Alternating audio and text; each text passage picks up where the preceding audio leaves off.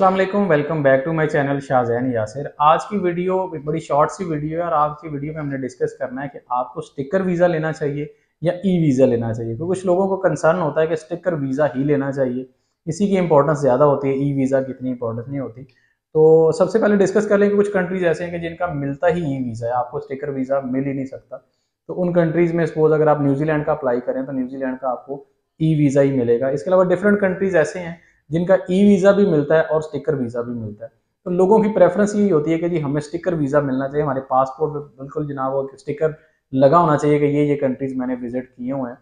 तो वर्थ के वाइज अगर देखा जाए कि स्टिकर वीज़ा है या ई वीज़ा है, वीज़ा तो वीज़ा ही होता है। जो आपकी ट्रैवल हिस्ट्री बन रही है, अगर आप किसी कंट्री का स्टिकर वीज़ा लेते हैं या सपोज अगर आप पहले ई वीज़ा लेते हैं, आपने मलेशिया का ई वीज़ा लिया और आप गए हैं मलेशिया विजिट करके आए हैं, या न्यूजीलैंड आपने न्यूजीलैंड का ई वीज़ा लिया और न्यूजीलैंड विजिट करके आए, तो उसके बाद जब आप अप्लाई करेंगे किसी भी कंट्री का, तो बेसिकली आपने मेंशन करना होता है कि मैंने कौन कौन से कंट्रीज विजिट किए हुए हैं। वो ये हरगिज नहीं पूछते कि आपने स्टिकर वीज़ा लिया था या ई वीज़ा लिया था। ट्रैवल हिस्ट्री का मतलब ये होता है कि मेरी ट्रैवल हिस्ट्री ये है, इन इन कंट्रीज़ में मैंने विजिट किया हुआ है, ये कंट्रीज़ में घूम फिर के आया हूँ टूरिज़्म पर्पज़ के लिए।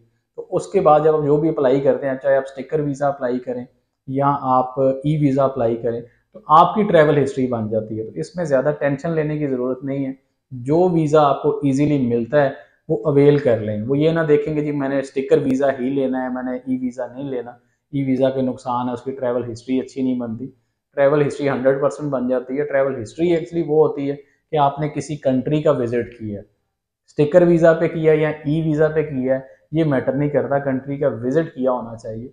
तो आपको जो ई वीज़ा मिलता है, सपोज आपको मलेशिया का मिलता है, आज़रबाईजान का मिलता है, सऊदीया का मिलता है, दुबई का मिलता है, तो ये वीज़ाज़ अगर आपको मिलते हैं, या इसके अलावा और भी श्रीलंका हो गया, डिफरेंट कंट्रीज ऐसे हैं जिनका ई वीज़ा होता है। ई वीज़ा का प्रोसीजर बहुत ईजी होता है, तो बेहतर ये है कि आप ई वीज़ा लें और कंट्रीज़ को विजिट करें, अपनी ट्रैवल हिस्ट्री बनाएं। ट्रैवल हिस्ट्री होना बहुत ज़रूरी है। ई वीज़ा पे भी आपने चाहे 2-3 कंट्रीज घूमे हो जिनका ई वीज़ा ही आपने लिया, और उसके बाद आप किसी बड़ी कंट्री का वीज़ा अप्लाई करते हैं, सपोज आप कनाडा का, यूके का, यूएस का अप्लाई करते हैं, तो उनकी जो वीज़ा एप्लीकेशन होती है उसमें आपने सिर्फ यही मेंशन करना होता है कि ये कंट्रीज मैंने विजिट किए हुए हैं। तो ट्रैवल हिस्ट्री ज़रूर बनाएं जैसे भी आपकी बनती है। तो इस बात की टेंशन ना लें कि मैंने ई वीज़ा लेना है और मैंने स्टिकर वीज़ा लेना है, मैंने ई वीज़ा नहीं लेना। तो जो वीज़ा आपको मिलता है वो ले लें। तो जो भी वीज़ा आपको मिलता है वो लेके अपनी ट्रैवल हिस्ट्री बनाएं, ताकि आप किसी बड़ी कंट्री का वीज़ा जो है वो अप्लाई कर सकें, जैसे यूके हो गया, यूएसए हो गया, इसके अलावा कनाडा हो गया, या शेंजन कंट्रीज़ का, क्योंकि इनका स्टिकर वीज़ा ही होता है। तो बेहतर है कि छोटे कंट्रीज जितने भी है जहाँ पे आपको ई वीज़ा मिल रहा है, वो वीज़ा अवेल करके उसके बाद आप किसी बड़ी कंट्री का वीज़ा अप्लाई करना चाह रहे हैं, तो सारे वो जो आपके ई वीज़ाज़ होंगे उनका प्रिंट जो होता है वो पीडीएफ फॉर्म में उसको अपलोड ही करना होता है बेसिकली आपने, या हार्ड फॉर्म में आपने जब वीज़ा एप्लीकेशन देनी है तो उसके साथ आपने एम्बेसी में जमा करवाना होता है। तो वो स्टिकर वीज़ा हो उसका भी आपने प्रिंट ही लेना है, ई वीज़ा हो तो उसका भी आपने प्रिंट ही लेना है। तो इसलिए ज़्यादा परेशानी की बात नहीं है।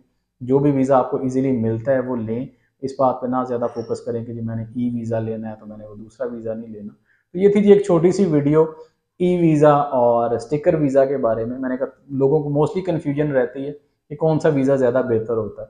तो दोनों सेम ही होते हैं, आपने कंट्रीज़ विजिट करनी है जिस पे भी आपको चांस मिलता है कंट्रीज़ को विजिट करें। तो ये थी जी आज की वीडियो। होपफुली आज की वीडियो आपको अच्छी लगी होगी, वीडियो इन्फॉर्मेटिव लगी है तो वीडियो को लाइक ज़रूर कर दिया करें और चैनल को ज़रूर सब्सक्राइब कर दिया करें। तो मिलते हैं नेक्स्ट वीडियो में, तब तक के लिए अल्लाह हाफिज़। I know you told your friend you're not okay, and tell me what's wrong and why you never said you felt that way. And guess you're trying to stay strong and fake a smile until I look away. But I've known you too long, it hurts to watch your blue eyes fade to gray as you fade away.